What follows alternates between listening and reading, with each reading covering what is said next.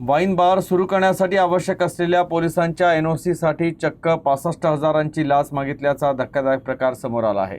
या प्रकरणी लाचलुचपत प्रतिबंधक विभागानं एसीबी चांदणी पोलीस ठाण्यात सापळा रचून पोलीस उपनिरीक्षक महादेव देशमुख यांना 35,000ची लाच घेताना रंगेहात अटक केली।